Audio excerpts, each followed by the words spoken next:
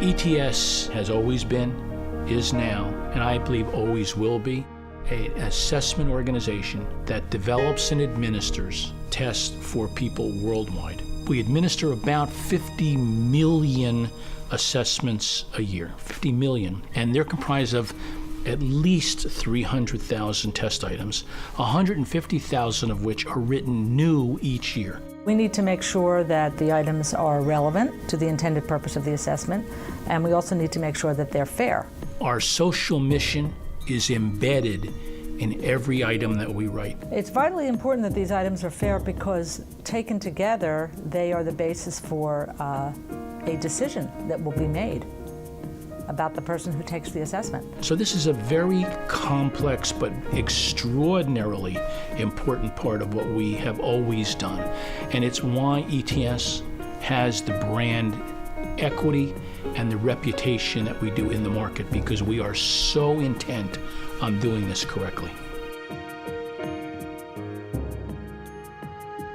Our assessment specialists are an amazing group of people who have subject matter expertise and experience across the realm of education. They are experts in biology, in history, in English literature, in microbiology, in any content area you can imagine. These people are the heart of what we do, and without them, there would be no ETS. My name is Phil Everson. I work in English language assessment at ETS. I have a PhD in English, but my first job out of grad school was to teach in Japan. I not only taught English literature, I also ran the writing program for our university. I've been working on English as a foreign language tests at ETS for 20 years.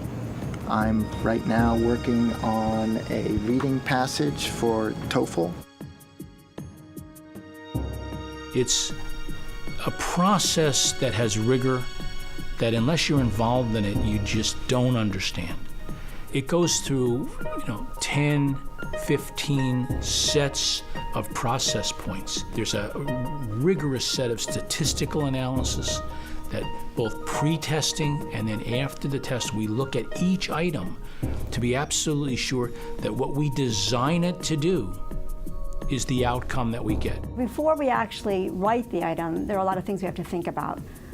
Who is the item for? What kind of content, background, or knowledge does that test taker have?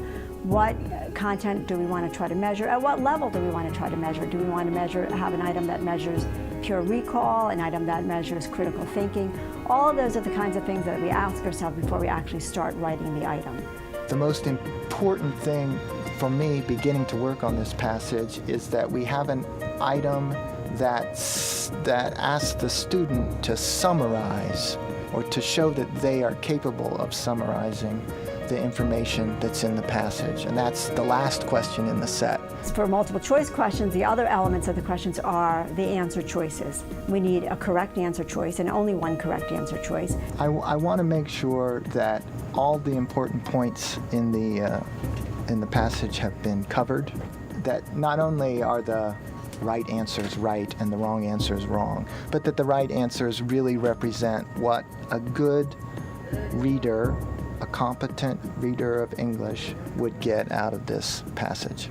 After an item is written, we're ready to review it, and we do multiple reviews at ETS for all items. We do multiple levels of content review. I will work on this passage, and when I think that it's good or finished, then I will hand it off to another person who independently of me will read the passage, answer all the questions, make whatever recommendations they think that will make this a better test of a person's English ability. Then it will go to a third independent person to review the set. Then it will go from being just a Word document like this to being authored and put into a format where it actually looks like how it will appear to the test taker. After we do the content reviews, items go through a fairness and edit process. Because there are different populations that take our tests, We need to be sensitive to the fact that not all terms that are used are familiar to all of those populations. We care about a person's cultural background, their ethnic background. We care about where they live in the world. We run these items through an amazing set of peer reviews to ensure that we are being fair and equitable to everyone. I feel really good that I'm here and able to participate in that process and can lend my experiences in whatever way I can to help make sure that people who come from backgrounds like mine are represented in the process. And I love it. Once our items are finished and we've signed off on them, we're ready to assemble them into test forms so that they can be tried out. This set will be part of a pre-test. About 1,000 test takers will answer all those questions. Those results will go to stat analysis. We do an item analysis, which looks at how difficult the item is, how the item correlates by itself to the rest of the test. This is an example of a good item where, as you see, when the examinee's score increases as you move to the right, the probability of choosing the correct option goes up. And for the distractors, the slopes actually decrease and they go down as we go to the right. Now we can move to an example of an item that is not functioning as well. In this graph, you would see that the slope for the correct option stays relatively flat, meaning that less able examinees and more able examinees are equally likely to pick the correct option. And these are kind of red flags for us. In addition, we do an analysis that looks to see if the item is performing differently for different populations of the same ability. As you see on this graph, males outperform females by quite a bit. And this is a red flag for us, and we take this item to content experts for further review. So once we've looked at the analyses, the statistical analyses of the items, we've checked to make sure they're working the way we intend them to work, all of the items that will go into a pool, and then they're ready to be put on a future test. Once the test is assembled, our assessment specialists now review the test as a whole. They actually take the test. They go through each item, item by item, making sure the item is clear, it's appropriate for that test. They look to see that there's not an item here that's too similar to an item later on in the test. They look to make sure there's not an item here that may cue in the answer to an item later on in the test.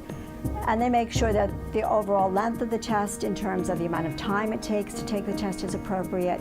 There's the balance of items in terms of the settings that are included, the types of skills used to take the test are all balanced and all meet those original test specifications. After a test is reviewed several times and we're comfortable that it meets all of the specifications, both content and statistical, we're ready to sign off on the test. We certify the test, and now it's ready to go through the production process.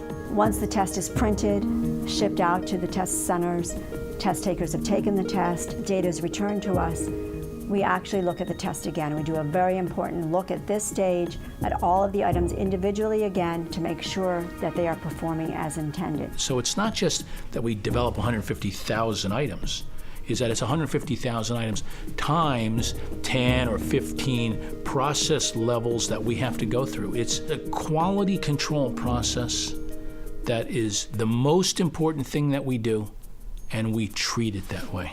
The world looks to us because we are experts in the realm of test development.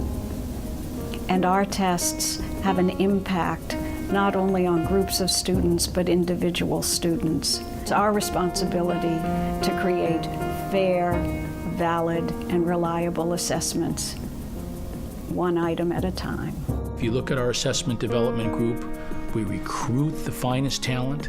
Many of them stay for very long periods of time at ETS, and these people are central to who we are, and all of us should have the greatest level of respect for what they do and provide them with whatever support they need to have, because without them, ETS cannot move forward into what I think is going to be an extraordinary future.